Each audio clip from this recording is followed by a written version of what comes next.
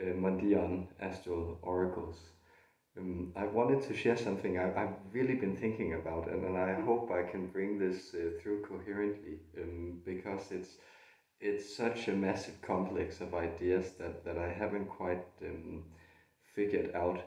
But it began with me coming across a live stream, Damien Eccles, the guy who teaches ritual magic. He did on the Fae, and there he mentioned, for instance, that often when people are communicating with aliens, they are indeed communicating with the Fae, these otherworldly natural spirits that can manipulate reality and people's emotions. And then I've done some work with people over the Hucolo, where Michael, sort of the archangel, he revealed that well, a lot of the energies that were being worked with over there and that was sowing fear and paranoia in people and not necessarily working very well for them was indeed the Fey energies that were presenting themselves as something else. And the reason I've positioned myself under this image is I believe this is Palenque, or of course a drawing of a stele, but this is perhaps more approximating how they actually look like. They're incredibly otherworldly, and so falling down this rabbit hole of these entities, I then saw a couple of interviews over at the Thinking Aloud, where Robert Anton Wilson, whose work I highly recommend, may he rest in peace. But he spoke about, well, he had been in communication with some of the Syrian entities, and then when he moved to Ireland, he realized this was the puka, this type of shape-shifting major, huge rabbit that would play tricks on people. And then it came up in an African context to these leprechaunish creatures. And in Scandinavian folklore, they're incredibly common to, well, there are both like leprechaunish creatures, Nissa, and there's elves and Alfir, and there's trolls, of course, which are often associated with the Norwegian mountains, and not just the comment section on YouTube or elsewhere.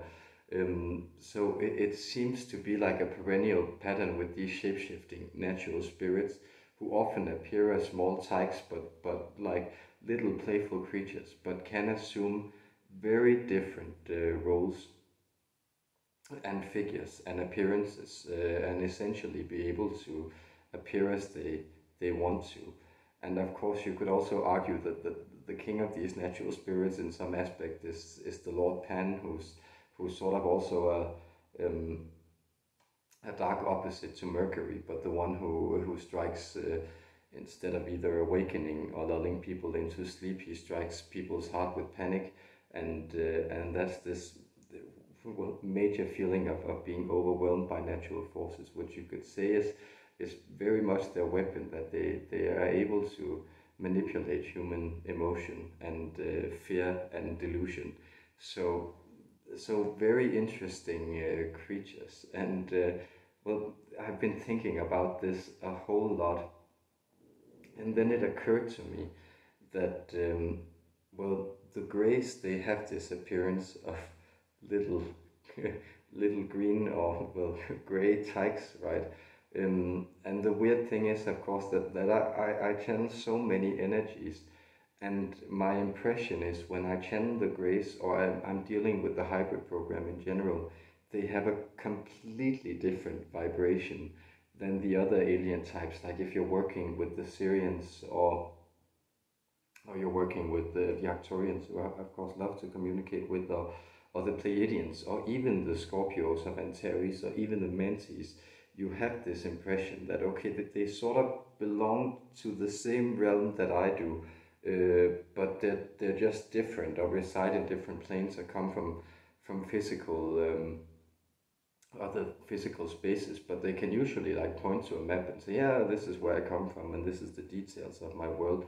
Whereas the hybrid program, this is always like these weird explanations. Well, we come from an alternate timeline, or it moves 10 times faster, and in this things are different, but we're still human which of course seems to me very tricksterish, and therefore you notice that I was sharing these planks of consciousness I had about working with first contact. And the more I think about this, like the more I become convinced that these entities, the Greys and all the entities that are associated with the hybrid program, they are indeed fey-like creatures in a new disguise. So what happened? And you could say, well, the turning point in this was the nuclear bomb. So notice the place where the first nuclear bomb was detonated was also where the Greys sort of entered human mass consciousness in the Roswell incident. And these were both in New Mexico. And I think that's very interesting, that sort of as humans finally moved into a place where they were able to destroy entire ecosystems around them. And these and encroaching on the places where these entities they usually come from or live, which is in the meeting place between culture and nature, or in the forests and the hills and the grasslands. Like that's usually where we connect what we connect them with in Denmark, for instance. So they come from this place, but then then they sort of decide to enter into a technological frame of reference instead, simply to not become irrelevant or forgotten, so they can sort of play their tricks within this place instead. And they're not necessarily malevolent. They are tricksters, but they're also willing to teach people a lot of interesting things, but they will also take you for a ride. That is that's also what they do. And of course, looks can be incredibly deceiving. The Arcturians shared this interesting point in their recent Ascension update, that if you are very confused about who to trust, then you could sort of go by people's looks. And what they meant by that was the idea that, well, you will somehow become repelled by people's inner vibration if it manifests in their outward. But the opposite is obviously not true. So it's not true that, well, all that glimmers isn't gold. And I personally, and I assume if you're watching this, you might be inclined to feel the same way. Like, I personally far prefer weird-ass people with the small YouTube presence who close their eyes and then tap in very interesting, very spiritual information and very helpful information, often straight from source, because I find it so completely disarming that someone would close their eyes and then do this, because this is a thing that's so incredibly weird that you have to be sincere about it somehow. You really have to want to do this, because there's just far more obvious ways of cheating people out of attention, if it's that. And I far prefer these people over these glossed over YouTubers who share spiritual content and sort of market themselves as, look at what a perfect life I had, and I'm into all these law of attraction stuff, and you can have just as wonderful and elated a life as I do. Like, I find that to be often incredibly dishonest, and that's sort of also, there's a lot of these people who I feel like I'm almost allergic to it, because it's obviously just so much an act, because no one are happy every time. That the best thing you can reach for is being what's it called, equanimous. So if you can reach this state of well, level-headedness and level energy, but also notice like that a person as Eckhart Tolle, for instance, well, yeah, he's not winning any beauty contest, but to me at least, he's an incredibly beautiful person. I find him incredibly beautiful to look at, because you can see that radiance coming through him, and so it's more that point that there's an energy emanating from people, and then following this rabbit hole. I hope you're still with me here, guys. I noticed, and I remembered that another you, and I don't know if you're still with us, or you or you left because I told you to shut up about constantly telling me what Bashar believed, and wanting me to follow in his path. But I don't have a dream about being a poor man's Bashar. I think he does it well, Daryl. But he mentioned that the Greys had said, and the Assassani had said that Darryl had sort of begun looking very alien because they are taking in their energy. And then I go like, well, alien or elfin? Like, does he really look alien or does he look elfin? And it's not to rag on anyone's appearance, you know, with my weird long arms and tender-like fingers, and both hollow and sallow cheeks, and crooked teeth, and whatever. It's really not to criticize anyone, but I think it's a very interesting point that if you take in a lot of this energy, it begins to transform your physical appearance. And that's really where I go, okay, so I began thinking about all these people who would work primarily with one Assassani or one Yahyel entity. And then I thought, okay, let's do the Yahyel first, like Vibeke Kohlhoff, or what's his name, Sean something, or Bella Rose, or Felipe in Portugal, or something. And I think all of these are wonderful, beautiful, loving people, and also quite well, pretty people. So it's not to say anything, but it's simply to ask you, well, alien or elfin? Um, Pretty elfin to my mind, at least. And the same to me is sort of the case with the Sasani channelers, but perhaps in a lesser degree. But if you take what's Linus in Finland, or Tyler Ellison, or Stephanie Light, and indeed Darryl, like alien or elfin, like is that what is it? What kind of vibration is it that's coming through here?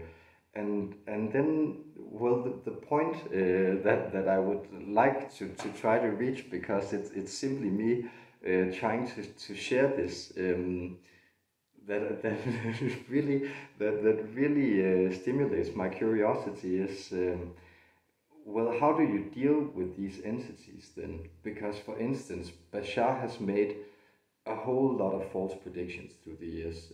Like, I can try to find it and post it in the links if. But I found a Reddit page once where you can sort of see all the stuff he's talked about Atlantis, and oh, this will happen, and this will happen, and this will happen, and it didn't happen.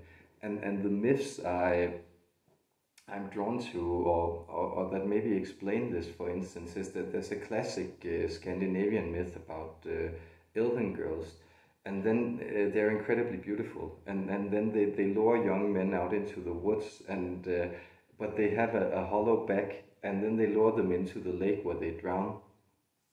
And I believe there's also this myth about this um, young woman, bride to be, who meets an elf, and then he well, he shows, they usually live in hills, so he shows her the way to is that a rock in English, to, you know, a device you can illumine, I think. And then he goes, well, you can, it spins gold, so you can weave your own gold here, and you can do it until you have enough. And of course, the point being that she keeps weaving gold until she dies, because you'll never have enough. So I think a way to sort of interact with these very tricky entities who are sharing a lot of wonderful things, but also apparently really want to be recognized, like really want to be in contact with humankind. And so it's you know, the Assassani spaceships, it's just a modern vision of the Hall of the Mountain King somehow. And I think the place is probably to, you know, to get off before well, to get off when you have enough gold, or not to follow them completely down the lake, because it's, at least Bashar has meant a lot of mine on my own journey beforehand, and he really shares some incredible and helpful information and direct exercises. But if you keep following him, well, you end up with like a bric-a-brac piece of glass that some Mexican has made for $1.50 an hour, and then he sells you for, I don't know what he charges for them, but you know, like $150 or something.